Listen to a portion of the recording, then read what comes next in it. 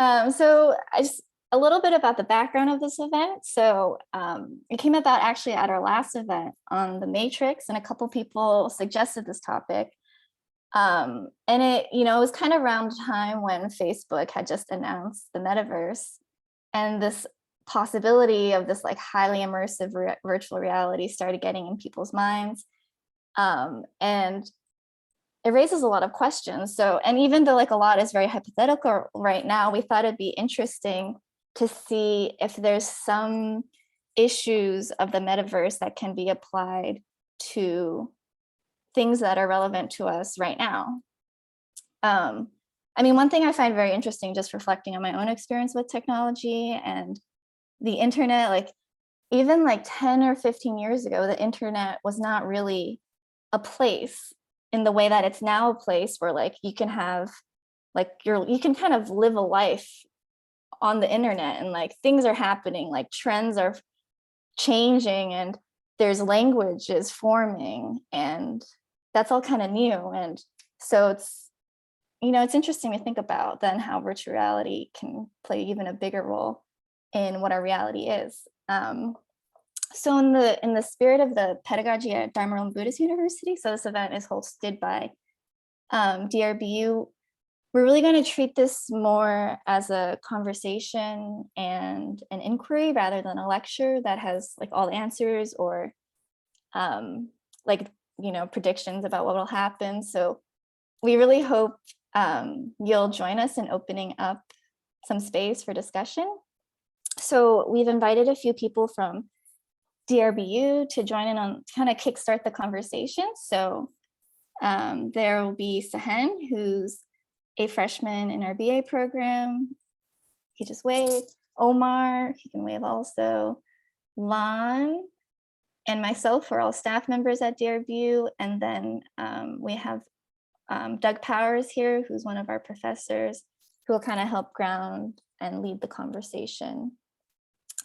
Throughout the event, I really encourage you all to share any thoughts or questions you have in the chat box. And in the second half of the event, we'll bring them in and kind of, I'm really curious, like, what are you guys interested in regarding this topic?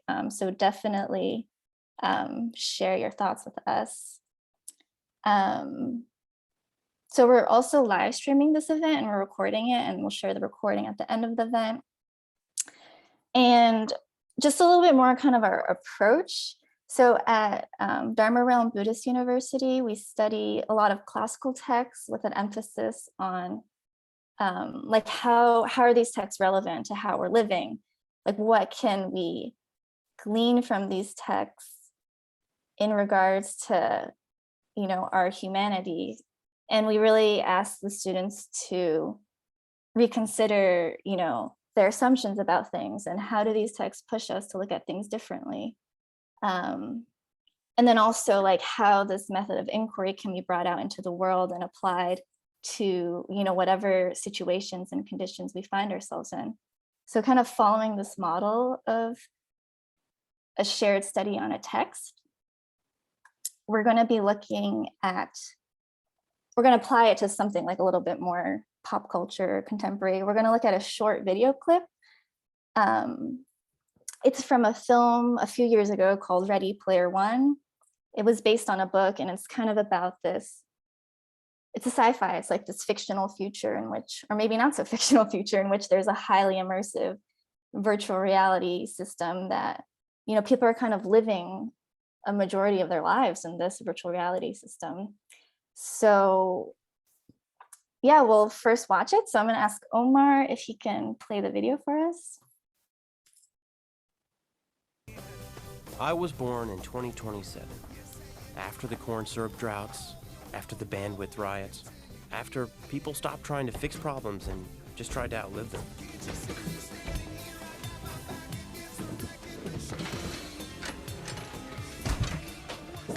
My parents, they didn't make it through those times, so I live here in Columbus, Ohio with my Aunt Alice.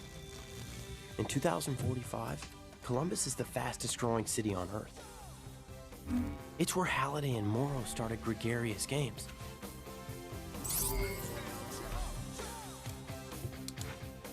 These days, reality is a bummer. Everyone's looking for a way to escape. And that's why that's why he was such a hero to us. He showed us that we could go somewhere without going anywhere at all. You don't need a destination when you're running on an omnidirectional treadmill with quadraphonic pressure-sensitive underlay. James Halliday saw the future, and then he built it. He gave us a place to go, a place called the Oasis.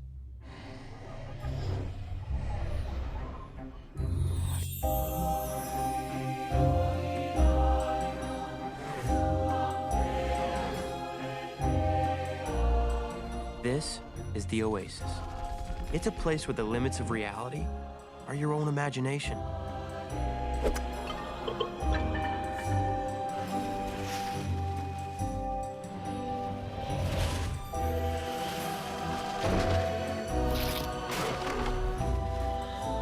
You can do anything. Go anywhere. Like the Vacation Planet. Surf a 50-foot monster wave in Hawaii. You can ski down the pyramids. You can climb Mount Everest with Batman. Check out this place. It's a casino the size of a planet. You can lose your money there. You can get married. You can get divorced.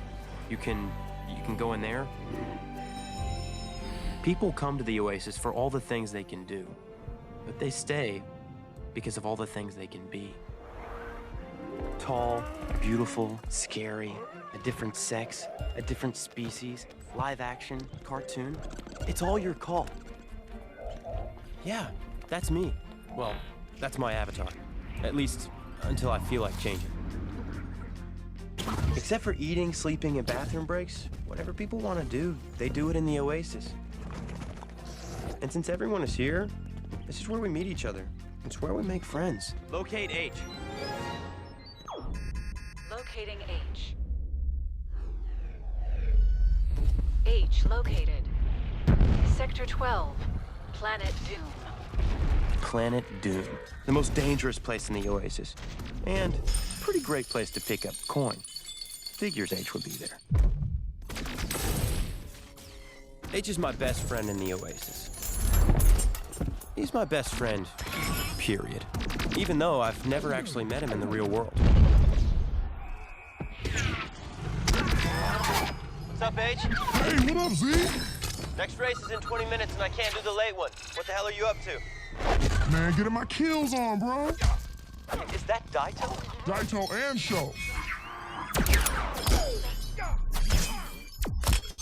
Arigato. Shit. It's an artifact hunt? Yep. Gregarious 120. Turn into any giant robot for 2 minutes. That's rad. Artifacts. Those were key. Halliday made sure the Oasis was littered with enough randomly powerful stuff that anyone could win if they had the skills. Death matches and artifact hunts are a good way to coin snatch, but depending on your level of armor, they're risky. You see, everyone starts the same, but the more coin you make, the more you level up. If you get killed, your avatar can come back to life, but you lose all your stuff. Everything you've ever worked for. All your money. Your clothes. Your weapons. Since people spend most of their time in the Oasis, losing your shit means, well, losing your shit.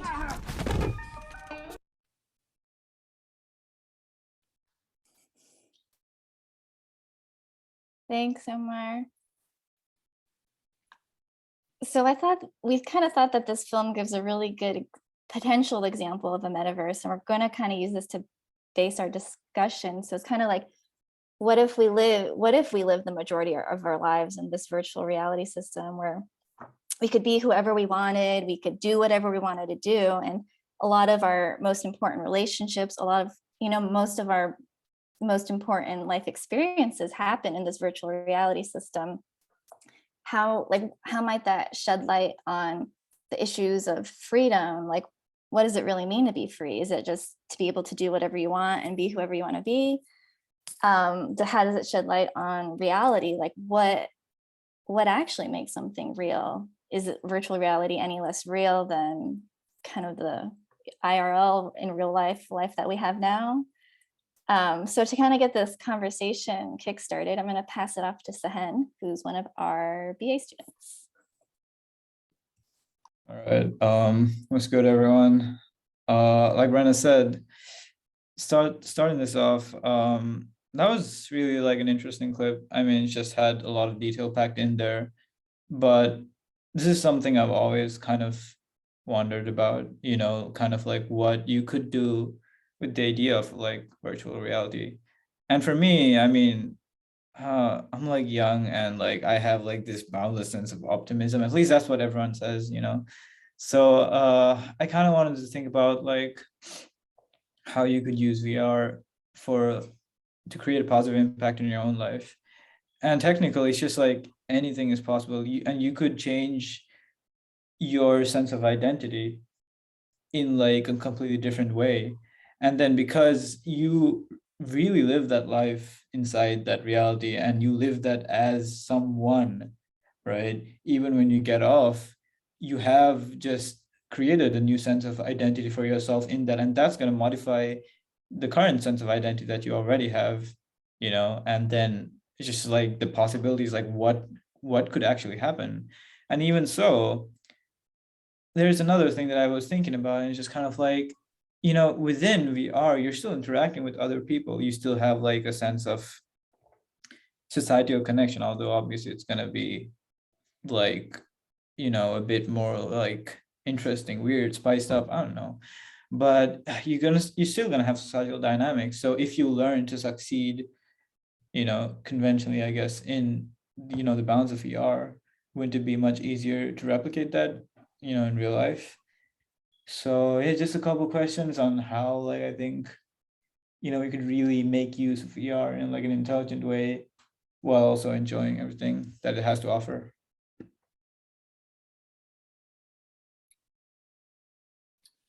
So I guess I'll kind of have a response as people give their questions and thoughts. I'll have a response from, I mean, primarily we're going to come from DRBU. Obviously, we're going to look at this from a Buddhist sort of framework. And it's really interesting to look at this question from a Buddhist framework, because a Buddhist framework would say that the self or identity is completely malleable.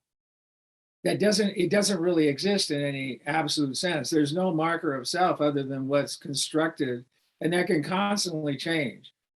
And there isn't even any foundation to it. So this idea of constructing identity in virtual reality is in no way foreign. It is in no way, in fact, it's obviously extremely amazingly possible to do in a way that would be seamless, that would have no markers that would even identify the difference between that identity from a virtual world, especially if we're assuming now the meta universe will reach a technological level. I mean, we don't know that for sure, but my assumption is it'll reach a technical level that it really will have a feeling of the same level of sense experience that our senses have now, not perfectly, obviously, but to such a degree that it'll be very difficult once somebody's in it for a while to identify the difference once they're in it from what they would call their real world reality in the real world. In fact, it's my guess that you could have a very large number of people that live primarily in this world. So this idea of taking on different identities makes perfect sense. The suggestion that maybe seeing the different identities you might take on would give you a sense of how little there is an agent or a soul or anything that's actually a marker of self, actually might be an instructional. I guess you could almost use it from a Buddhist standpoint to actually show people as they engage in these different selves, how little self there really is as a fundamental foundation of anything.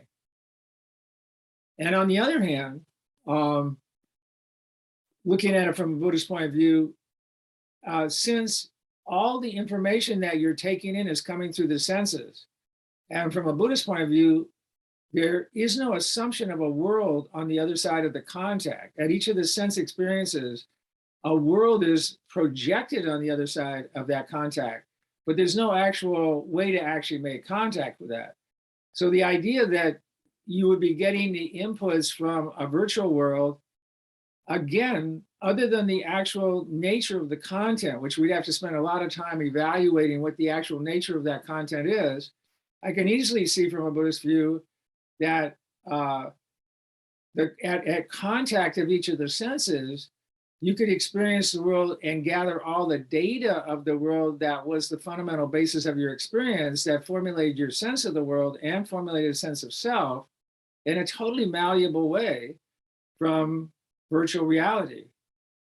My thought, though, is that it would be nice if we could see that would be useful in a positive way in some kind of way, and maybe it can be used. But I think it will be so all-pervasive and be used for so many other purposes, as we've seen already virtuality be used, that the big questions are, assuming it was successful and assuming that it had this capacity as I'm suggesting it would have, you know, what are the ramifications of that for the manipulation of identity more than the realization of diverse identity? So we'll get into these things maybe more in our conversation of it, but I just already start from recognizing, I think from a Buddhist point of view,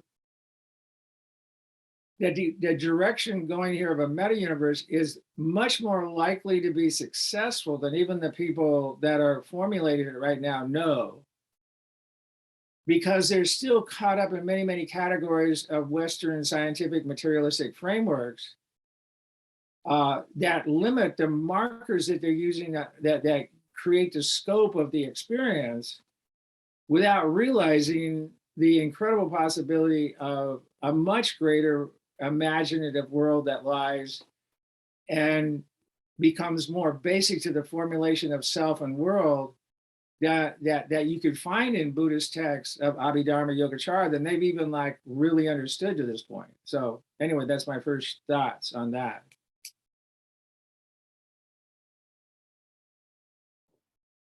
Thank you, Doug, and also feel very inspired by Sahan's optimism, how you can use VR as a tool to break of self-limiting beliefs we have in IRL, and Doug mentioned how you can use it as a teaching tool for, you know, the Buddhist idea of how malleable our self-identities are.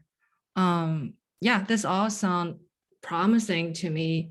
I'm just gonna bring up another aspect that I've been observing in myself, my contact with VR and also just smartphones.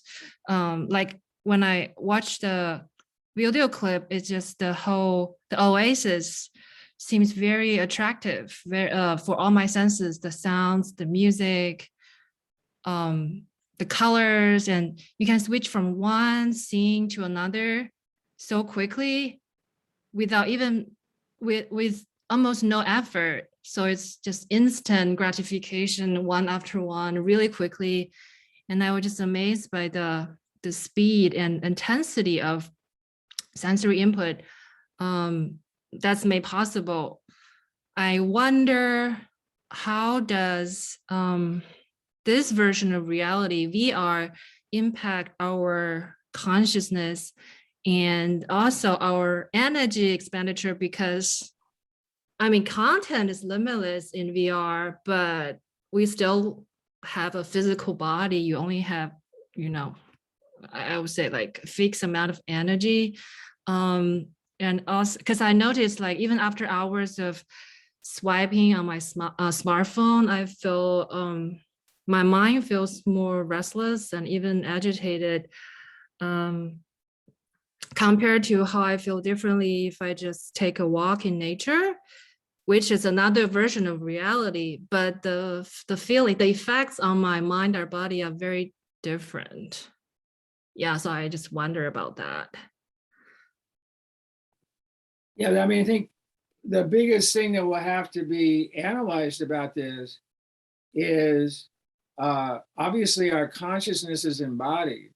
I mean, we're in the karmic conditions of our body, and the interconnection with the four elements and nature, there's a very close relationship between our body and the natural world that's still very intact. Even though we might have gotten some ways away from it, it's still pretty intact. And the speed at which our senses are interacting with that world has actually been built in over a very long period of time of evolution. I mean, not just evolution of DNA and stuff, but I mean, evolution of consciousness in the reality system that's been picked up in this very malleable experience that we have that we call our, our world, ourself, and so forth. So to move to a much, it's not so much that it's artificial, but you're right, the speed of it and the intensity of it, whether the human psyche, whether the human consciousness can keep up with it without being burned out. I mean, maybe one of the main anxieties of our current age is not really the content of our involvement in technology, but it may be the speed and intensity of the content coming through the senses may be too much and overload the basic consciousness that has to occur at each moment of those sense experiences. Because remember, the sense experience is happening at the organ, but the consciousness is happening at the level of consciousness. And so the organ may even be able to be more efficient and may be able to take in a lot, but whether the conscious realization of something by actually hearing the sound or having the thought or identifying the nature of the noise, the actual identification, the actual consciousness of it may only go at a certain speed. If we study Abhidharma, we know that there's an actual sequence of something for it to become imprinted in consciousness. It takes a series of chitta, moments of something for it to rise to the level of that. And it's built in evolution, built into the actual construct. So, I mean, it may end up to be an absolutely perfect system that blows everybody's mind, so to speak, in a way that it creates an overload that just forces people out of a good thing. I mean, I think that's a very great possibility. And then the second question about that is, what's the nature of consciousness as it comes through these artificial means of technology that have algorithms, that have a lot of other elements in them that are hidden behind the actual development of them that you're picking up. I think the nature of the content that's coming into the senses is of a different nature than that which is happening from nature or happening from even though the process is equally malleable and the self is no more there in nature, the world is no more there in nature than necessarily virtual reality. There may be a totally other problem in it in terms of the nature of the human experience as it's been created to this point. I think those raise really good questions. And I think from a cultivating view, trying to have a sense of the difference between experience at the natural level, the pace of natural level, and attend to consciousness. I think you do this with meditation, observe it in nature and observe it in virtual reality and actually experience the difference if you paid really close attention of the intensity and the content of it. I think we'd have to kind of look at that,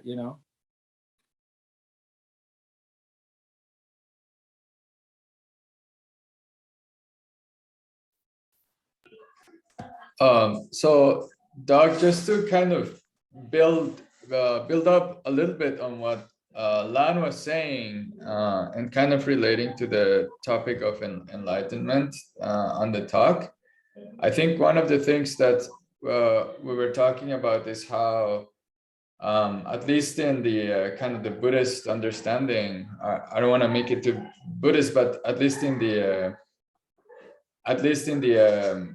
maybe contemplative tradition understanding, we have there's this idea that a lot of the process of kind of learning more about your mind and so on involves a kind of quieting of the mind, because I think anybody who's tried meditation has had this experience that there's just a lot going on in the mind all the time. And I think that there's this idea that learning how to be aware of what's going on, to even have like a beginning of a little bit of freedom over kind of all the processes that are happening, involves a kind of quieting of the mind. There's this process of quieting the mind to be able to kind of even begin to understand just what is going on with our minds and with the kind of patterns that drive our lives and so on, without us even realizing. And I think my experience with it has been that that's really hard to do, even in kind of just normal life. It's not easy because we're so receptive that, you know, we're affected by our environment in a very kind of immediate way, and it takes a lot of discipline to create even a tiny bit of distance to not be reacting all the time. So my question is, if we become totally immersed in this kind of super virtual environment that is constantly bombarding us with information in our senses, and that is going to be designed to be as entertaining as possible, as immersive as possible, wouldn't this create like a further distance from the possibility of even beginning to kind of turn the awareness around, like not outside, but to what is actually going on with ourselves, if that is what something we'd be interested in? Wouldn't this create like an additional obstacle to something that's already not so easy to do? Yeah, I mean, for sure.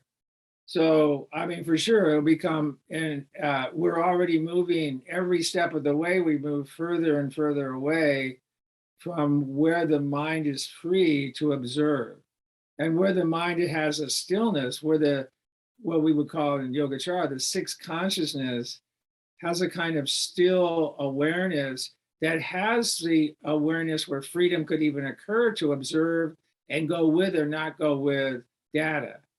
I mean, the Buddha's freedom is at the place of going with or not going with data. Now, that data can come in through the senses, and we could get all the data from virtual reality, no problem, you know, or most of it. That's not actually, you could see how that would be very easy possible.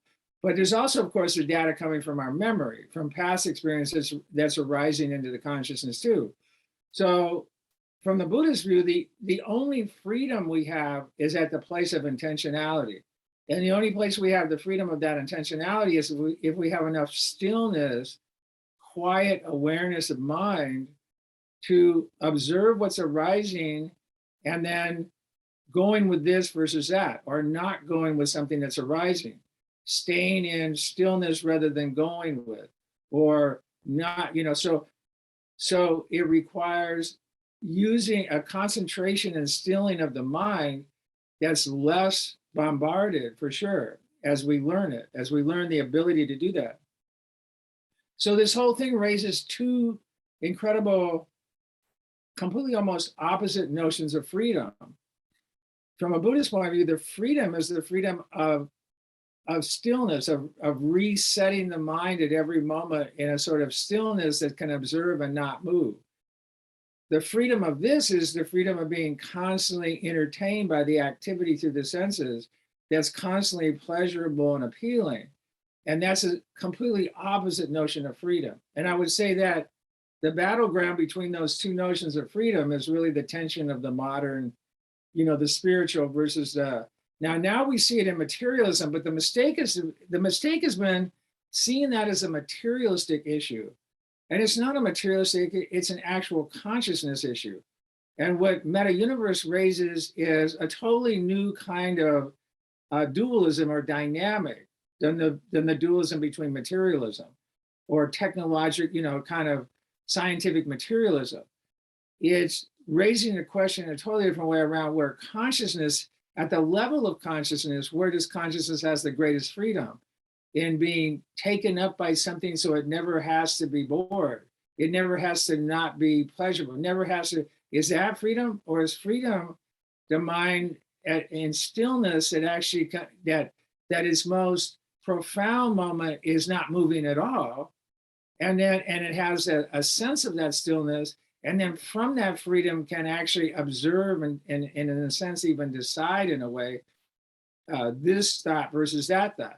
And then from that, we have all these ideas like karma, where if you have that kind of insight, you could actually then change the future from what you were reacting into the present if you understood the dynamics of that. So yeah, I mean, the ironic issue here from a Buddhist view is that I think it's much more likely to be successful than people think it will be.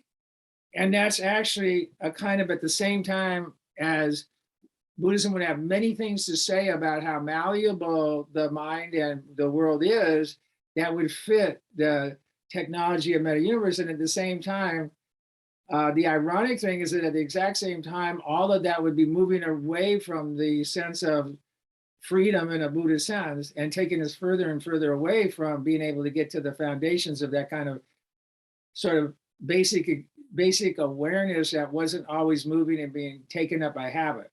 Because once it's taken up in habit, then it is deterministic. So from a Buddhist view, there's this tension between a deterministic world and a free world. And the difference between freedom and determinism is the degree to which there's stillness and awareness that doesn't necessarily act in the deterministic frame of reference that's already been set in motion by past memory and experience. So it creates an entirely new, I think it creates a whole bunch of new issues that are really interesting and creates new tensions, you know? Yeah, that actually really touches upon what I find interesting about this, where like kind of how you're saying, like being able to do whatever you want, being whoever you want to be, like that's all kind of based on kind of like a faulty idea. And that, you know, actually being able to do whatever you want and be whoever you want to be, like, is not exactly free, because you're being influenced by all these like unseen forces. And then I think what I find hard to wrap my mind around is this other idea of freedom that you're talking about, like this Buddhist idea of freedom of not moving at all, and you're observing and then you're deciding. Like, for one, it sounds kind of boring. Like my thought is like, oh, like that sounds like not that fun somehow. And then the other thing I think of is like, then what are you basing your decisions on? Like you say you don't move at all, and then you observe, and then you make decisions and, you know, act somehow. So like what are you acting upon that is more free and like less dependent on your desires or your fears or whatever? Yeah, well, I mean, you're a little on the side of meta. You might be a little bit on the side of meta universe here in our discussion, in that the meta universe sounds more fun, and it would definitely be more fun, I think, in a certain kind of way. I mean, to answer your question, your fundamental question, once a certain set of ideas, emotions, and so forth are in motion, I mean, one's just leading to another in a continuum. One thought comes up, and that leads by association to another thought, which by association, when the eye sees something by association, an idea comes up and associates with that. So as long as that process is going on, whatever's been put in there in the memory early on or comes in through the senses in this, if we're talking about this meta universe, then the mind in that sense is completely malleable except for what's already in there as memory. So as it's adding that memory, the flow of that, as long as we're in it from thought to thought, emotion to emotion, sense to sense, it's just a continuum. I mean, it's actually pretty highly predictive. I mean, it's very highly predictive. In a karmic sense, if there's no place to observe the flow of it, it's very highly predictive. So the opportunity, if we're living in a meta universe where all of the data coming in is going through a process of machines coming back to us, there's going to be an incredible opportunity to manipulate that information. And there's no way the mind would know the difference if it's done in a sophisticated, if the algorithms are done in a sophisticated enough way, there'd be no way to even know. There'd be no distinction almost between what we called our thought that we'd had in our history and the thought that came into it, or the contact or sense that came into it was some kind of information. And the reaction to that would be all one continuum, and it would be very predictable. I would say most human beings are about 99 and 9/10% predictable, because they don't have any space where any freedom would occur, that there'd be any space in the flow of the karmic conditions. So once it's set into motion and there's no place that anything else could occur, then it's just moving along a pattern. You throw this on top of that, the meta universe on top of that, I think the key there is there'd be very few places that you could have any distinction in that process. And I think 99 and 9/10%, it will be manipulated. I think there's no way to perceive of this that it would actually be a system that would be totally free, in the sense of there wouldn't be any attempt to manipulate what was going on in the process. So, I mean, you could really have I wouldn't be pessimistic about it, but I mean, you can begin to think of people living in this world that were, essentially almost entirely manipulated from contents from the outside that they saw completely as their own, that they had no distinction between an absolute 100% manipulation and any. We already have that. I mean, we already have, without the sophistication of meta universe, we can already see that people think of thoughts themselves that are being given to them that have no contact with any reality other than the structure of reality itself that they're being given. It only matters. Now you take meta universe, you could up that, by a factor of 5 or 10. I don't know what, I mean, the factor that you can increase the proficiency of that becomes incredibly. And I don't see any dynamics of a marker in human consciousness or human awareness or in experience that people could use once it reached a certain level of efficiency of input.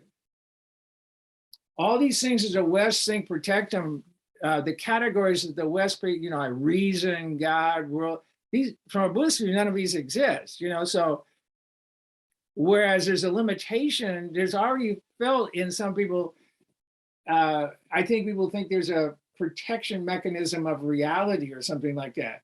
There's no such thing. I mean, no such thing as reality exists other than what a construct of what's going on.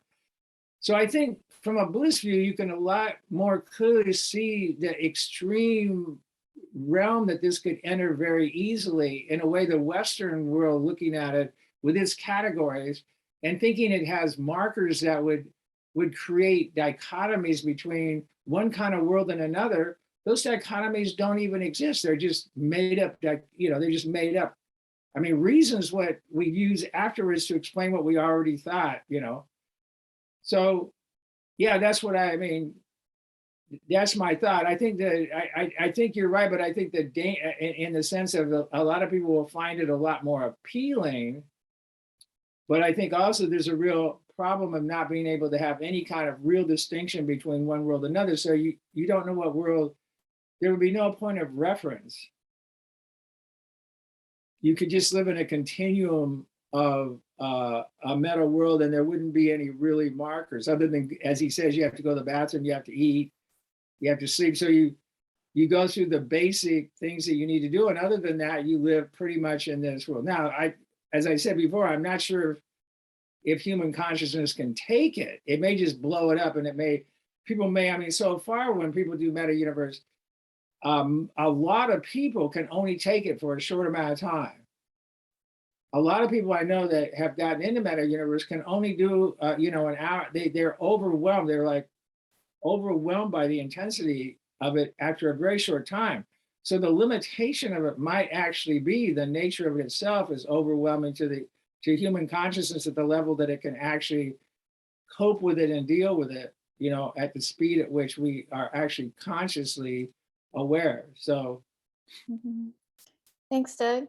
Yeah, at this point, I want to open it up to everybody else and see if you have any questions or comments. You can drop them in the chat box.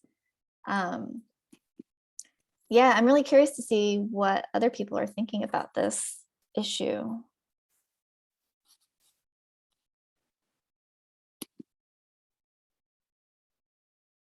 I'll give people a few minutes to formulate their questions. well, they can also make, they don't only have to, they can also make a statement. So they could ask a question or they might have an insight. Mhm. We're looking Yeah, at insight. Kathleen, who was a DRB student, says she saw this movie years ago and thought it was a good distraction, like turning on the light switch that is already on. What am I missing? I think Omar had a good point. It is just distracting us from cultivating from the place we are. And we have a question now from Xianbin, wondering how Metaverse can be a way for Dharma propagation, like using it as a way to teach the nature of reality or the nature of illusion, etc.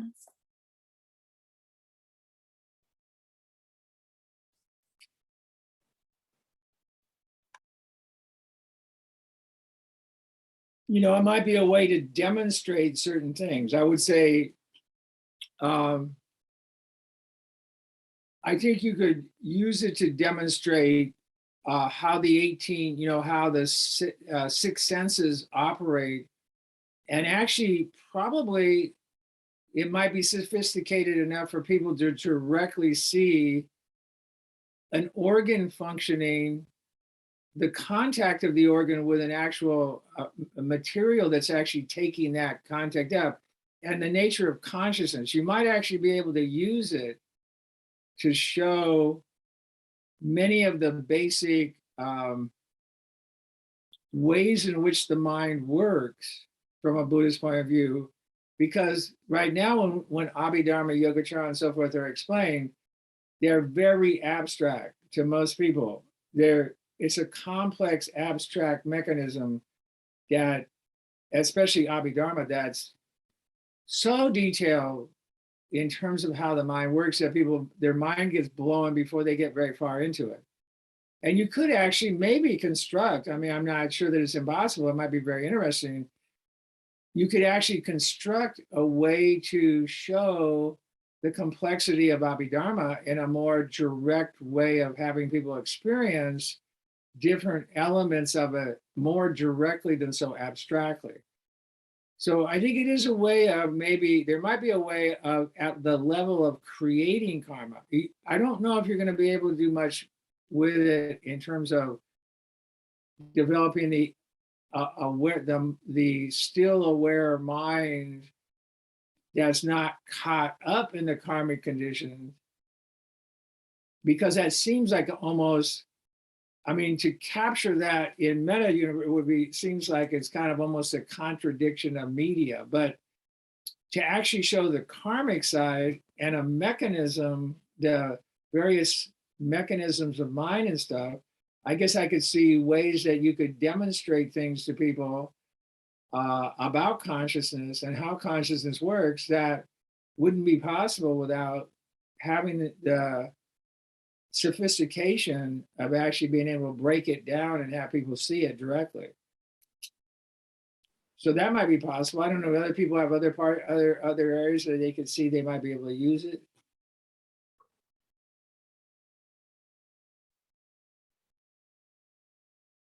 Well, maybe we'll be having these discussions in the metaverse one day. We have another one from Vishnu. He says, since a few weeks ago, I've been having an existential crisis where I was constantly thinking about what is the purpose of my existence and why do I need to continue living if life is all about contents of sufferings and pleasure? What do you think, Doug, is at the depth of all that exists, even my existence? Well, from the vantage point you're looking at is the actual content. This is the problem. if we're looking at it from the actual content of our experience, the various elements of our conscious awareness as content, there isn't any reason. But fortunately, Buddhism isn't actually interested in primarily the content. The only reason Buddha talks about suffering is not to teach suffering, but to use suffering as a marker. So you have to understand that the Buddha's only moral marker is suffering. In other words, you determine the value of everything. The ultimate value, the ultimate marker is, does it cause suffering to yourself and others? And that's the fundamental moral marker. And it's a marker. It's not a goal. It's just a marker.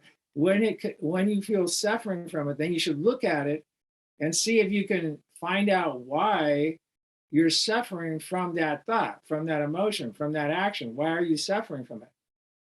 And if you see that the suffering comes from something, then Buddhism tries to get you to understand that there's a freedom of consciousness, of awareness, that lies way more grounded than any of the content, that if you can get in touch with and have the freedom to observe from that, you can actually begin to change the dynamics of the karmic content of memory and content, thought by thought. Now, of course, the problem is it takes a while to make a transformation. I think what's really difficult for modern people is to be able to be patient enough to change enough habits of reaction to actually get the result of having a different karmic set of karmic conditions that have now gone through a transformation and are moving in a different direction with less suffering. It takes a considerable amount of patience because the habituation from the past is very intense and is all you have. Other than the new content that's coming in from the senses, the only reality you have is the collection of the past contents of the little seeds of memories that you have that are now arising in association. That's all there is. There's no God or universe or world to reference. So that's all you have. So it's really difficult because I think it's really difficult for a modern person to be patient enough to see the change and then be a new person in the basic way you are through the transformation of the habituation of your karmic conditions over time, through using meditation to change the patterns that are the patterns that naturally arise in the process of your experience and your interpretation of experience. So it takes, first of all, developing the tools of concentration, meditation, and so forth. And then it takes using those tools patiently to transform the karmic conditions of the habituation of your mind. And you have to be patient with that transformation. Other than that, so, ultimately, I think in some ways from a Western point of view, you'd have to say that Buddhism is fairly existentialist in that the only meaning is ultimately the current awareness of existence in the now, in the present now of your awareness. And that's actually really profound. I mean, that's divine. I mean, that's a Buddha. I mean, the awareness right now that everybody on this Zoom is having in this moment of having this conversation is divinity, in the sense that in each case, the fundamental foundation of it is an actual Buddha, is an actual awareness that goes way beyond the limitations of our karmic conditions, actually has no location, is everywhere in all universes, so, I mean, as we get into an experience of it, it isn't even limited. So you have to, though, get to a place where you can experience that awareness in all of its possibilities and all of its profundity, and not be so caught up in the content of it and the habituation of that. So again, the problem is a person has to be very patient to actually see the results of that. But the basic, from a Buddhist point of view, the human sixth consciousness in its natural state is very aware, very still, very calm, is very present in a very open way in which everything is new, everything is massively expanded. It doesn't even have a location. It exists everywhere in the universe and all universes. It has all these traits in its natural state. But in order to experience it in that way, you have to meditate or whatever you're doing to meditate enough to get to a place where that aspect of your awareness can arise from all the clutter of the content of the habituation. And that takes patience. And it can only be experienced. It's not a metaphysical principle. It's not a theological thing. It's not, it has to be experienced directly by each awareness. It doesn't exist even in somebody else's awareness. It doesn't really, it might help you as a model, but it doesn't help you in the experience of it. I don't know if that gave you more hope or less. There is a comment in regards to the previous question that I'd like to read. So Koji Miki, he says he's participating from Japan, and he says, I use the VR headset and Metaverse every day at work, and I am indeed experiencing a transformation of consciousness. I feel that this transformation of consciousness is similar to the experience of Zazen. It is interesting to experience the transformation of consciousness in the Metaverse, which was said in a difficult scripture. I feel that the Metaverse is a very effective way to learn Buddhism experientially. Recently, we have created a temple in the Metaverse and are planning a Zazen session there. So it seems like it's happening already. Well, what we can do is we can all join the temple and see, and then because the ultimate reference point for all this is actually people's experience. You know, we can't talk about it theoretically. So can we create an entire, does the change of consciousness that we see when we're being able to do that in the meta universe, it's not the change of consciousness that would be what we'd be learning. It would be the change that we were an actually different person in the change of consciousness. And through that, we would learn how fundamentally the person we thought we were and all of our habituation that we're attached to in experiencing ourselves in a meta-universe way would actually show us, give a direct demonstration of the non-self of self. I mean, how malleable the self is and how quickly we can be something totally different and live in a totally different. And it's just the experience of the difference would give a certain kind of realization. I mean, there's a certain kind of realization that you could give somebody in the transformation of that, and they might realize that they've been attached to certain ideas of themselves in certain kind of ways, that when they gave up through a much quicker means of meta-universe, that they could actually experience themselves as someone different in a different kind, and just that alone would give them an insight, would give them a breakthrough or a freedom. So is that kind of what is that the kind of thing that the insight is of a different universe? Or how far can you go in actually giving people experiences in a meta universe that actually are the other from the other side of emptiness? I mean, from what opens up from the experience of not being in content. You know, how much can we transmit that to a meta universe kind of experience? I don't know. There's ways I can see we could do it, but. Yeah, there's actually now these three questions that I feel like kind of balance each other out. So Frederick asks, isn't the metaverse just a means to amplify the egoic mind, which in turn becomes more and more destructive for the self and others? And then Sanya, I feel like, asked a similar question about how Buddhism is designed for the human conditions, and then the idea of the metaverse introduces aspects to the human that are not natural. So how could it function as a passage to enlightenment? And then Luke asked this question about So this concern of how VR, people can get lost in VR and forget about the real world, as though somehow living in the real world is more grounding than VR. But if there's no more reality in the real world than VR, how is it any more grounding? So I don't know, I feel like these three questions kind of like relate to each other about like reality, like Well, what's really they're grounding. they're not just questions, they're good statement. I mean, they're good reflections. I mean, people, please jump in and reflect. Those are important reflections.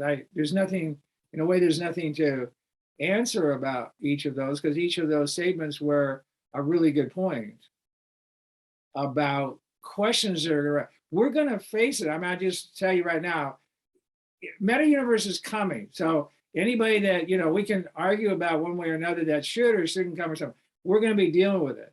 So people need to begin to already try to understand in themselves, the people around them in society and what's going on, how we're going to cope with it and how we're going to deal with it and what kind of questions we need to ask about it. We're not going to stop. I mean, no conversation, no amount of resources, no amount of effort is going to stop moving towards a meta. As I said at the beginning, it's going to be more successful than people can imagine right now, because there's nothing really to check it other than the possibility that it's too much for human. I mean, other than the possibility that it just overwhelms the speed of consciousness or something like that, because it's going to be too appealing to many, many people to escape into. Given what most people's lives are like right now, any kind of escape that works, even for a short amount of time, people are going to leap on, I mean, so it's going to be a part of our lives for sure. I was hanging out with this meta universe stuff back 12 or 14 years ago. The guys that were originally developed, longer than that. I mean, when it was much cruder, but the super, super, super sharp guys at Berkeley in the physics that I was hanging out with, the physics labs, had a bunch of people working on this stuff. And I actually did all that. I had the gloves and the whole thing. It was a little crude still, but I could already see there was no limitations to it built in anywhere other than like the speed of consciousness or something. Because most people without any critique on it are simply there to be entertained. I think people are going to, a lot of people are going to find, relief in it to some degree, and the opportunity to be, and it's not just gaming. I think the only thing about that little shorty I saw was I think it's been used primarily by gamers up until now. And I see it expanding way beyond gaming into every aspect of people's lives. I think the gaming aspect of it has been what it's used up until now, but that's actually a fairly limited realm of the gaming realm. So I think people have to imagine this interacting with every element of our experience and opening up vistas of our experience. We can travel. Now, another thing that hasn't been said is I think this is going to get a lot of support from an ecological point of view, because you can travel without getting in a plane. You can travel without driving a car. The savings on oil and gas that may end up to be like at a point that we can't go any further with it all. We may be forced to go virtual if we want to go anywhere. I mean, I hope everybody's seen there's a way, there's this kind of a symbiotic relationship between the problems of environment and traveling and stuff, and the push towards this metaverse is, there's a symbiotic relationship because it's a way of engaging the senses and going places without using all the resources and so forth and so forth. So it's going to get a lot of push from a lot of different places that people don't realize see right now where it's going to get pushed by. Thanks, Doug. I'm noticing the time, we're about at time. There are a few more questions, so I think we'll stay on and try and address some more of these points that people have. But I just wanted to say that if you have to leave now, definitely feel free to sign off. We'll send a recording, so if you can't make this last part, that's you'll be able to get it in the email. Okay, if we have a few more questions, Doug. Okay, so do you feel that with the metaverse that is coming, perhaps there might be a movement that may emerge for people to go towards nature away from technology, like a tech detox, back to the basics, go to the forest, etc. Well, I mean, there's already a bit of that, a bit of going back of trying to slow down the senses and get back to a more the speed of consciousness being back at the level of us integrated with nature. Anybody that's walked in nature knows that there's a symbiotic relationship that has a totally different feel than it does in a meta field. That's why I'm suggesting that we really look into that difference, because actually the senses are being taking in the redwoods and walking around and everything, and the feel of it is actually meta universe can give you a lot of feel of that. And yes, yet there's some other element to the dynamics of connectedness, relationship, and the dynamics of my actual consciousness of it that goes much further than just the senses. So there's something going on between us and nature in terms of the senses and our experience of a very deep symbiotic relationship. And people know that if you are depressed or you're having a problem and some kind that seems hard to get at in meditation or hard to get past, one of the best things you can do is go take a walk in nature for 3 or 4 hours, and something about it just, feels like you're at home in a way. The best thing for loneliness is walking in nature, because you feel like you're back into a part of something, you're kind of back home or something like that. So that's why I'm saying, I think it will be very interesting to look into more carefully the difference between our experience in the senses in nature and the senses in these more artificial realities.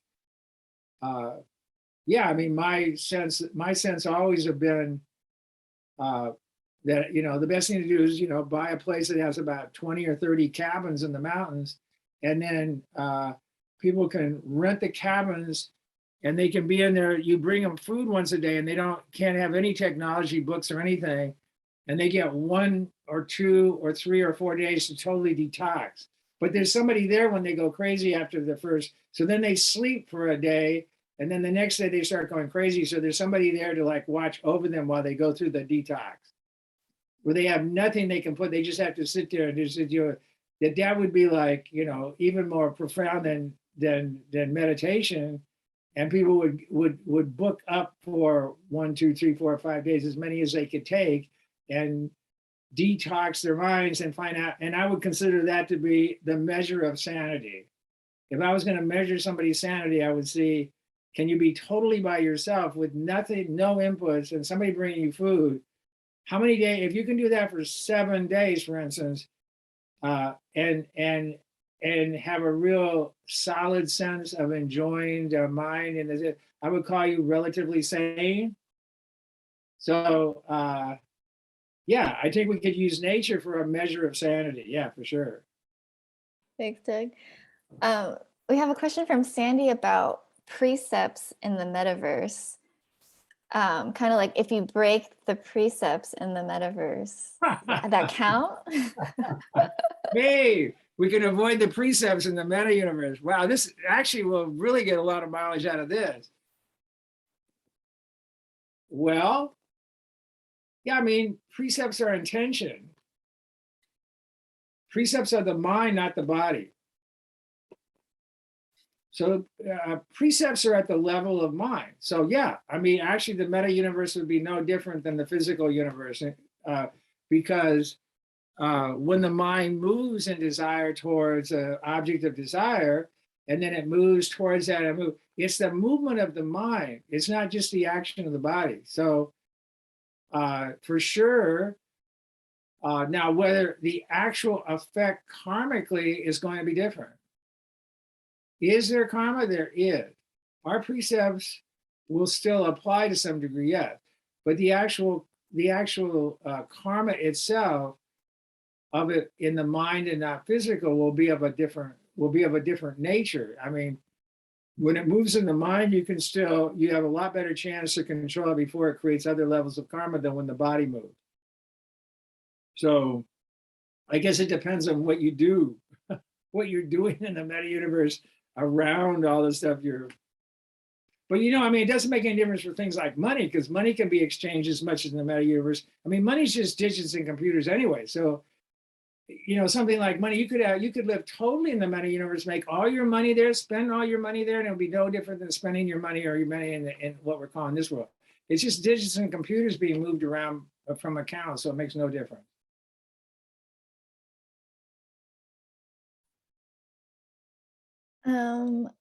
I don't think there's any more questions, but there are some comments that I'll read Let's see out. your comments. Yeah. Yeah, so Koji Miki, he says, the fluffy sensation of the metaverse is the introductory sensation to a deep meditative experience. When you spend a lot of time in the metaverse, it becomes difficult to know which is the real world. The sensation helps train you to distinguish between the real world and the sense of delusion that you feel during Zazen.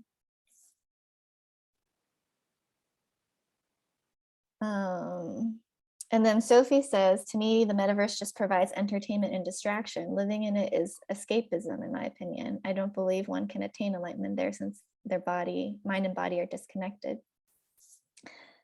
And Sania says, I suppose if the metaverse is coming, we should really be wary of who and what is controlling it.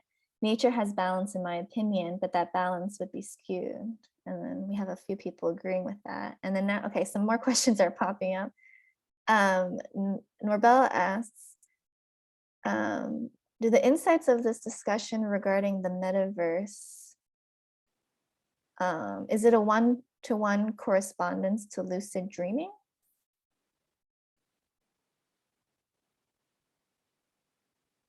I wouldn't, lucid dreaming, I mean, it certainly overlaps lucid dreaming, but I think lucid dreaming is another phenomena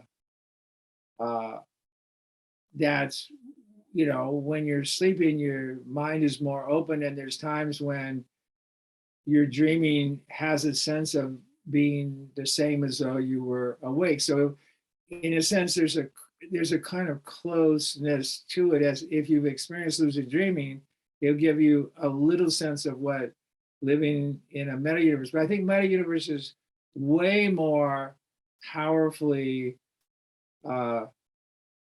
affecting the mind, because it's actually purposely coming at each of the places of contact, the eyes, the ears, maybe, I don't know how much to smell, but they'll eventually be smelling it, touch. It's coming at it in the sense not much different, other than in the nature of the cause of it, or the data of it, or something, to the actual senses. It's not much different. The reality and meta universe aren't much different at the point of contact. So it's much more like, meta universe is much more like what we call our regular existence than lucid dreaming is.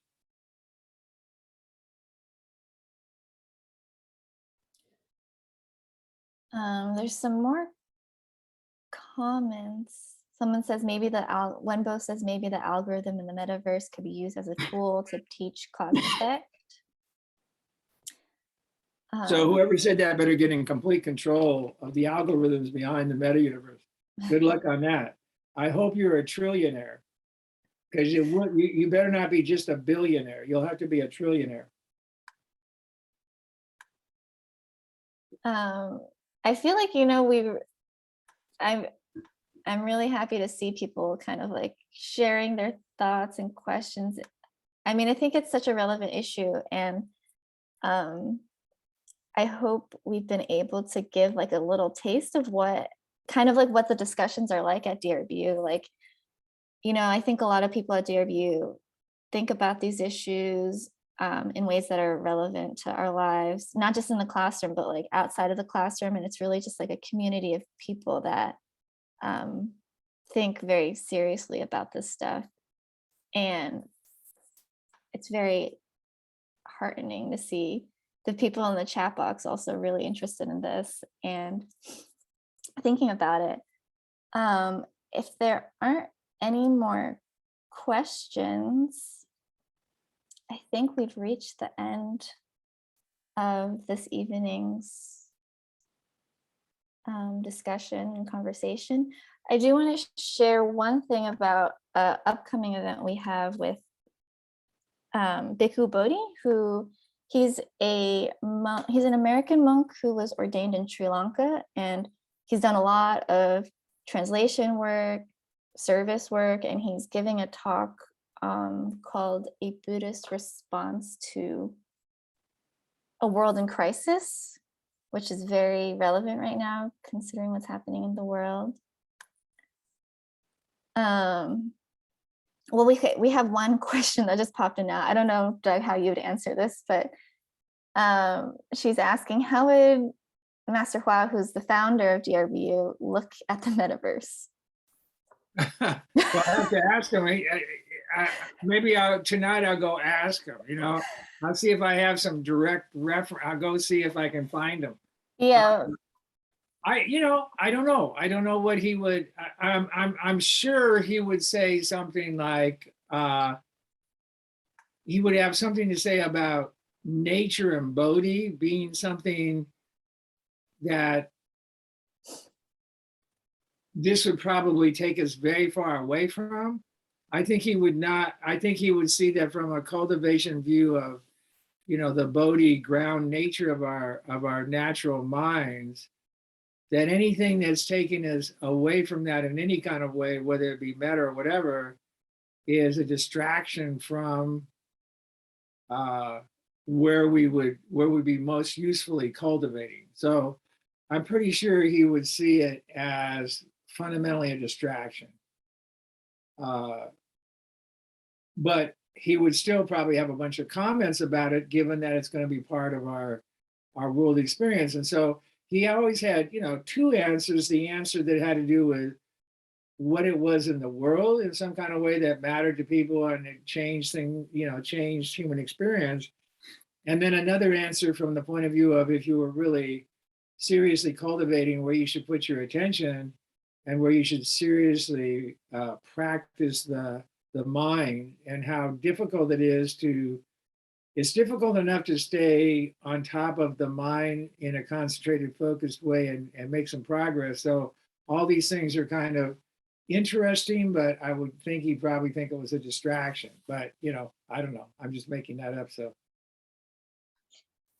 Thanks, Doug. I want to thank everybody for being here tonight, and I hope it's kind of maybe kickstarted you to think more about these issues, and that maybe you'll be able to bring some of this into your life somehow.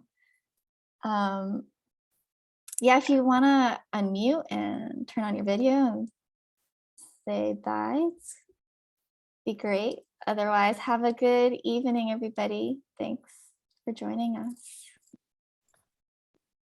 Bye. Thank Bye, you. everybody. Take care. Bye. Thank you, Bye. everybody. Thank you. Hey.